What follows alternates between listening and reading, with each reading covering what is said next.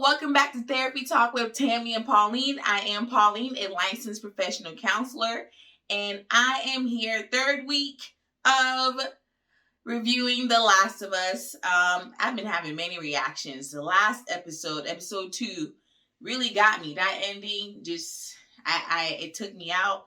Tess, gonna miss you, R.I.P. I talked about prolonged grief disorder, acute stress disorder, as well as PTSD. So I want to do more of that. I'm going to talk more about Joel and Ellie, the two remaining characters. I'm sure we're going to get introduced to new people. So as those people come in, I'm going to try to talk more about their character. But right now, like we know, Joel has lost another significant person in his life. And I'm going to say Tess is significant. He had lost his daughter 20-something years ago and met Tess. We don't actually know the story about how they met. But anyway, so I am curious to see how Joel kind of either shifts. I don't know, because we didn't get to see how he processed his daughter's loss when it happened. We just got fast forwarded to the future. So I'm curious to see if we get to see how his character processes grief, like as it happened. And I'm also wanting to know more about Ellie, who's very curious about Joel, as we saw in the second episode. So stay tuned for episode 3. Less than 2 minutes into the show, Joel is 10 miles away from Boston.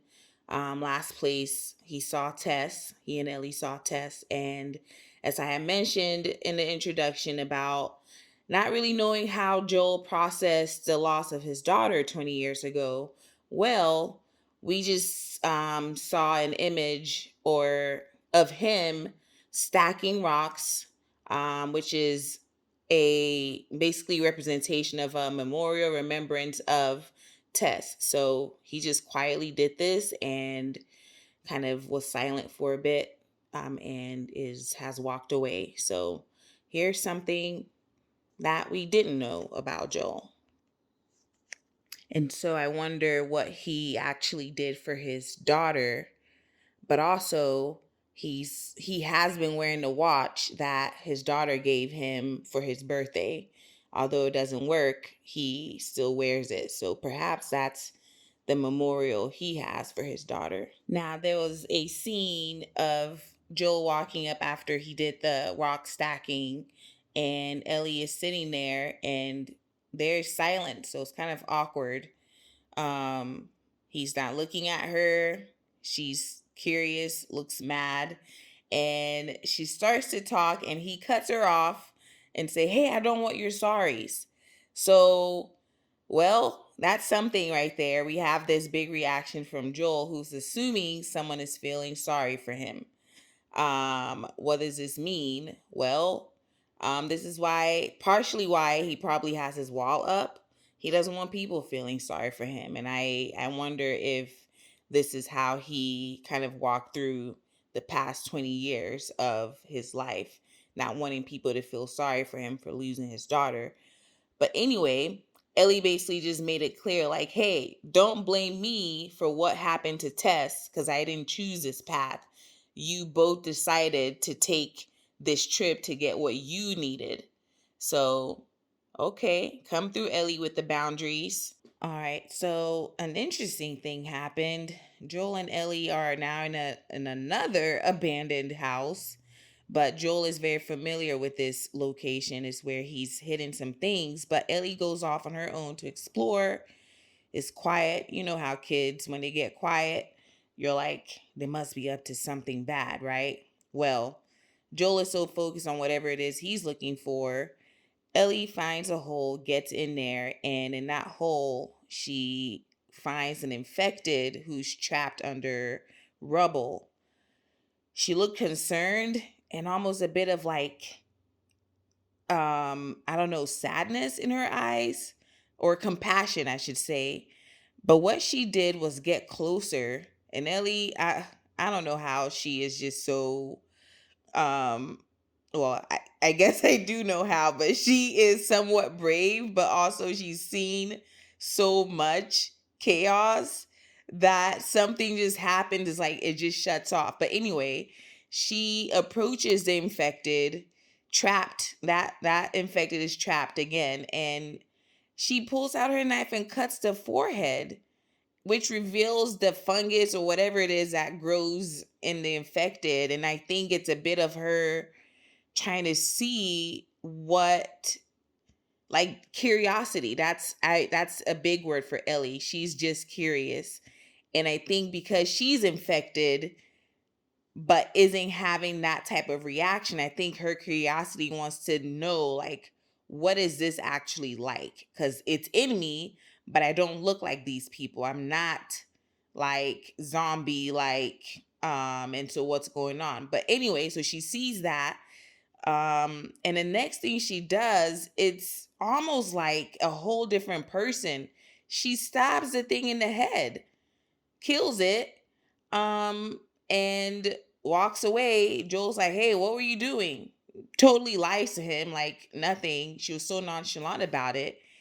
And that could be her, raging out in her own way of maybe feeling anger, sadness, all the things she's gone through. I mean, this whole infected situation, pandemic, has caused a lot of losses for her. And we don't know much about her story. And so I think that was a bit of her lashing out. But also, I mean, she just killed a creature which was human, so probably lashing out isn't the right word, but that is concerning for a child to have done that. I mean, it wasn't after her or anything. It wasn't going to attack her. It was stuck under the rubble for however long, and she did that. So in some ways it could be her taking this thing out of its misery, because again, in the beginning she looked like she had some compassion for this thing, felt sorry for it.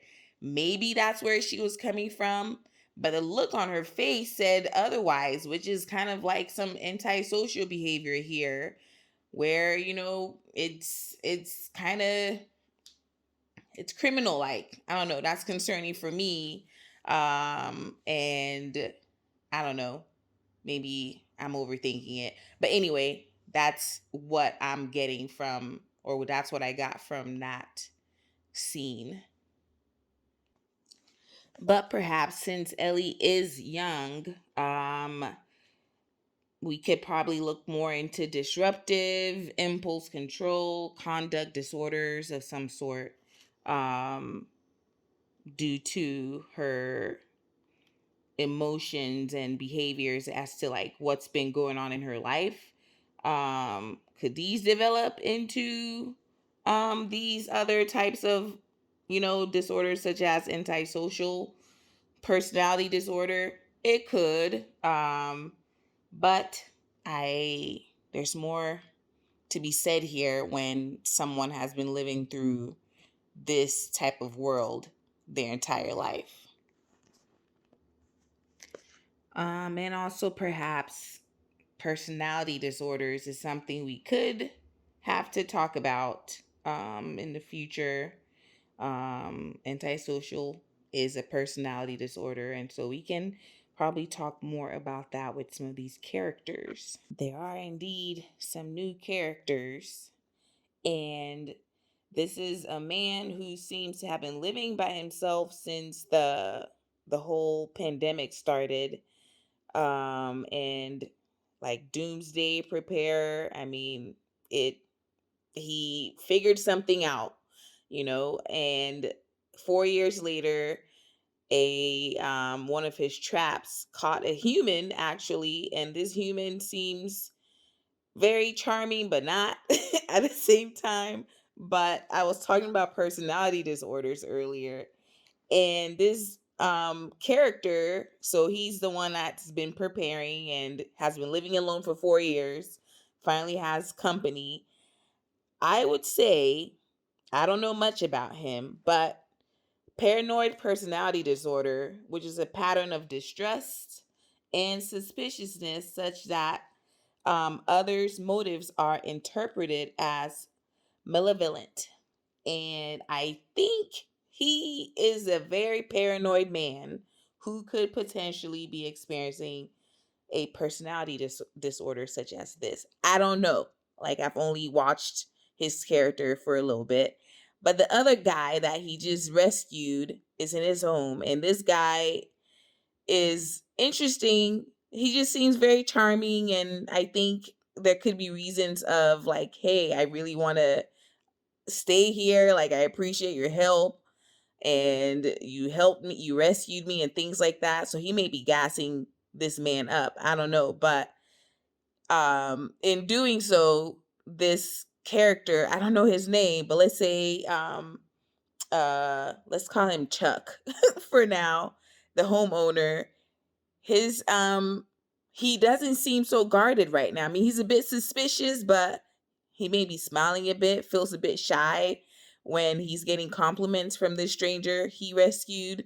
So Chuck is I don't know. I think Chuck may get played here in a second, but he may not get played. I'm not sure. Now I'm suspicious. Also, I should mention the guy that he rescued looks familiar. Did you ever watch White Lotus, the first season? The manager guy? I think that's him. I don't know his name. I'm really bad with names. But the manager guy on White Lotus, I think this is his character right here. In that show, anyway, we'll talk about that maybe sometime. Man, so White Lotus guy has somehow convinced Chuck to show us a different side of him, convince this paranoid man to kind of relax a bit. So what is with this charm White Lotus man it has? Like, this is pretty incredible. But anyway, I don't know this. I'm suspicious. That's all I'm gonna say. Can't really trust anyone in this show. Spoiler alert. So Chuck's name is actually Bill. And Bill and White Lotus man basically are now in a relationship. And that's okay. But the interesting piece I want to bring up here, when I said White Lotus man seemed to be like really like be laying it on thick on Bill, like seem like he is wanting something and he's very charming. Well, somehow he said, I'm just gonna be here for 3 more days or so. Well, 3 more days is now 3 years later, and walking into a scene of some type of argument. So, let's see what this is about.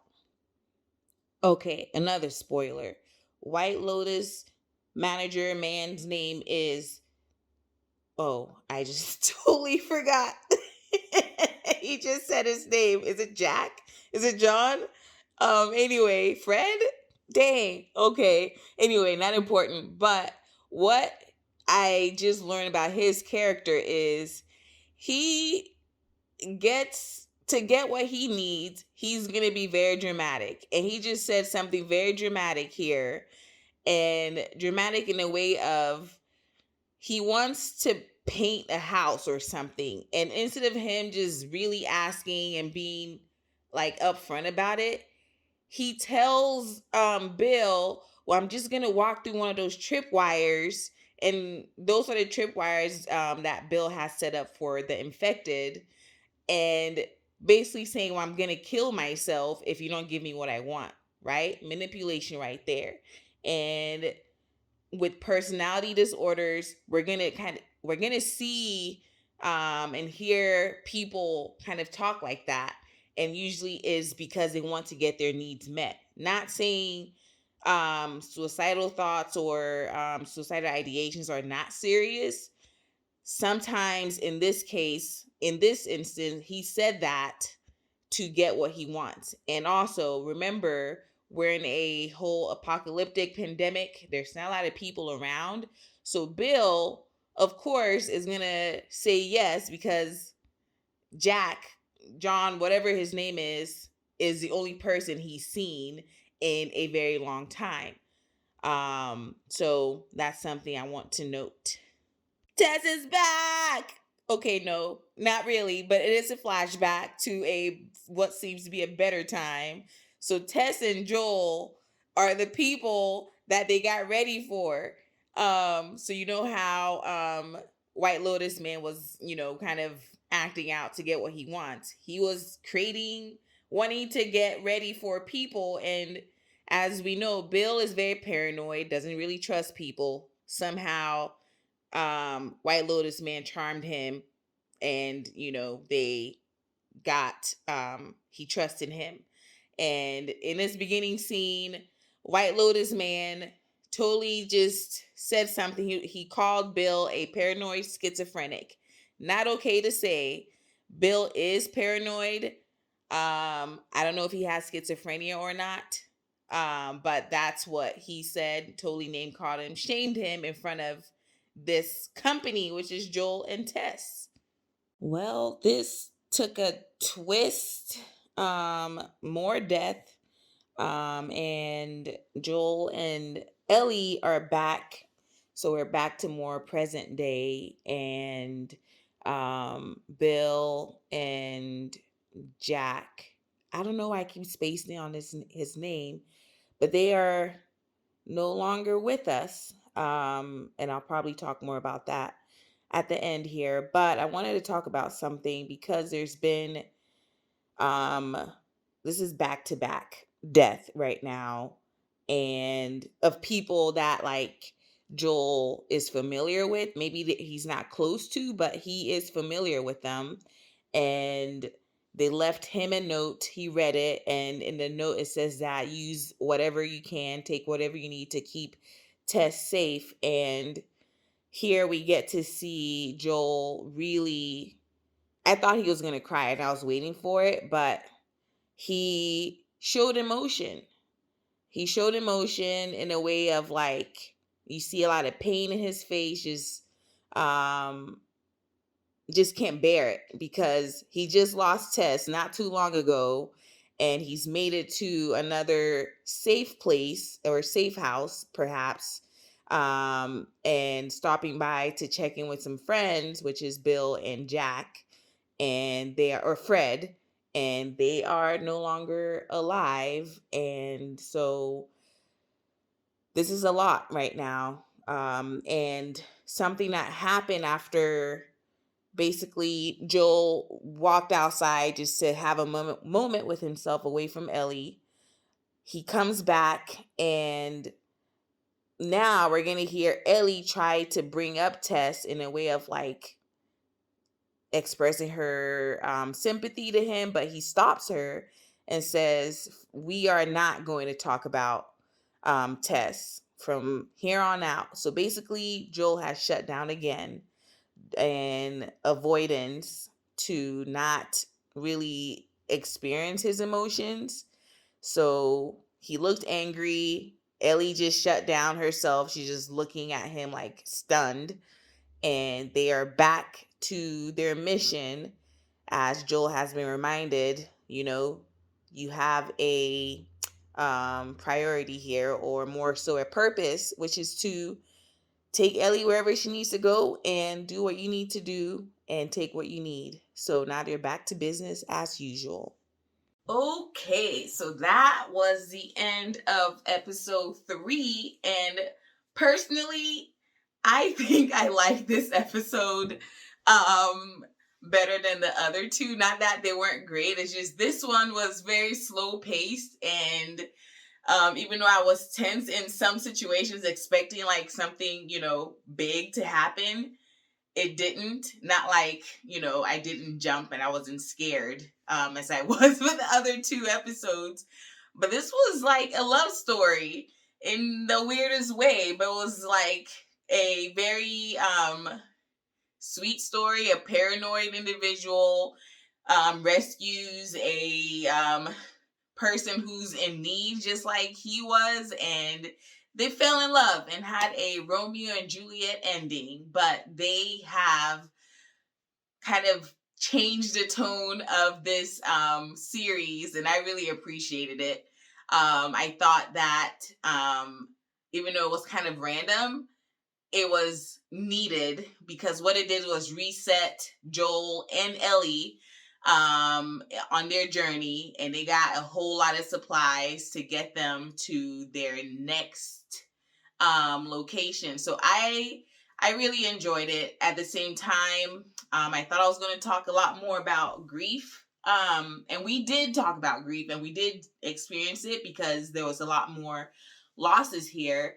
But I think I talked a lot about some of the personality disorders that we may be seeing, like with the paranoid personality disorder, the antisocial, and also like conduct, impulse control disorders, and things like that. So I'm not saying any of these characters, by the way, have it. I'm just saying these are things that could be possible. Could Bill have schizophrenia? Possibly. He believes certain things about the world even before the pandemic happened. And so in his world, there are some things that can indicate he may have schizophrenia, but I don't know. However, I appreciate you hanging out with me and watching this episode with me. And I am so interested in your thoughts. So please let me know what your thoughts are in the comments below so that we can chat some more. So I will catch y'all episode 4. And thanks again. Bye.